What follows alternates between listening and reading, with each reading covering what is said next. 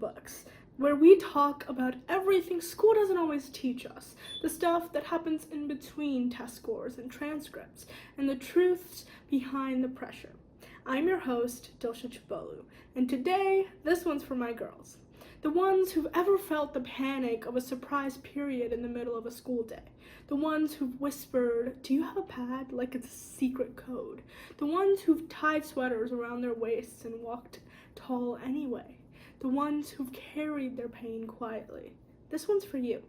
But more than that, this one's for anyone who's ever wondered why something so normal still feels so hidden and so taboo, so unsupported. Because we're not just talking about periods, we're talking about what it means to live in a society that still doesn't treat menstrual care as essential. We're talking about menstrual equity. And if you've never heard that term before, menstrual equity, then buckle up because it's time. Let's rewind to a moment that many of us know all too well. You're on your way to an exam, or maybe a debate tournament, a job interview, a band concert, or just the last class of the day before you can finally go home. And out of nowhere, you feel it. Your period has arrived. Early, unexpected, and your bag empty. No pad, no tampon, no liner, nothing. You rush to the bathroom, maybe you ask a friend, maybe you try to use a toilet paper, maybe the dispenser is broken or empty. Maybe there isn't one. And suddenly, the thing that was so important, your test, your speech, your tryout, fades into the background because now your entire mental space is taken up by this one question. How do I get through this moment quietly? And that right there, that pressure to deal with it in silence is where the problem begins. Now, imagine that moment multiplied by millions. Millions of girls every month in schools, shelters, buses, malls, hospitals, and even homes, feeling that same panic, that same silence, that same shame. And let's be real, we're not just talking about an inconvenience. This is a public health issue. This is an educational equity issue. This is a human rights issue. Because when access to pads and tampons becomes the difference between a girl attending school or staying home, when someone's ability to focus, succeed, or just exist comfortably in public is dictated by whether or not they can afford a basic necessity, that's not okay. And here's a truth that often gets ignored. In schools, studies show that a lack of access to menstrual products leads to missed school days. And that's not just one test missed, that's a pattern of missed opportunities, lost confidence, and failing behind. In shelters, people experiencing homelessness often have to choose between food and period products. It's not a choice anyone should have to make. In public restrooms, toilet paper is free, hand soap is free, paper towels are free, but a pad or a tampon, suddenly that's extra. In hospitals and clinics, even patients are left unprepared.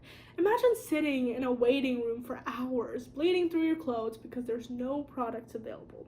I've seen it and I've felt the injustice of it.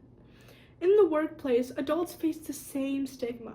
They're expected to be professional, composed, even when dealing with painful periods and no support systems. So why are we still treating menstrual products as optional when they're as basic as anything else that we use daily? I know I said that this isn't all about me, and it's not, but I'll share this. There was a time I had an answer. I had a pad, I had support, but I know that not everyone does. And when you know that, when you've seen someone silently walk out of a classroom because they didn't, when you've watched a friend pull out toilet paper for the third time that month because she can't afford a box of tampons, you start to realize this is not just a personal issue, it's a systemic one. And if we don't speak about it, nothing changes. Menstrual equity means that everyone, regardless of income, identity, or location, has consistent, affordable access to the products they need to manage menstruation safely and with dignity. It means that pads and tampons in schools and bathrooms for free always, not just dispensers that are always empty. Shelters and clinics stocked and prepared, public restrooms equipped with menstrual needs. Like, menstrual needs matter because they do. Inclusive education that teaches all students, regardless of gender, about menstruation, empathy, and equity. Because let's not forget, not only women menstruate, non-binary folk and gender diverse individuals do too. This is about everyone who bleeds. Start here. Talk about it. Periods aren't shameful. Normalize this conversation. Organize. Work with your school to stock bathrooms. Ask your administration to take this seriously because it is serious. Educate, share facts, correct misinformation. Donate and support local drives or nonprofits that provides free menstrual products. And advocate, petition for state policies, join and start a campaign.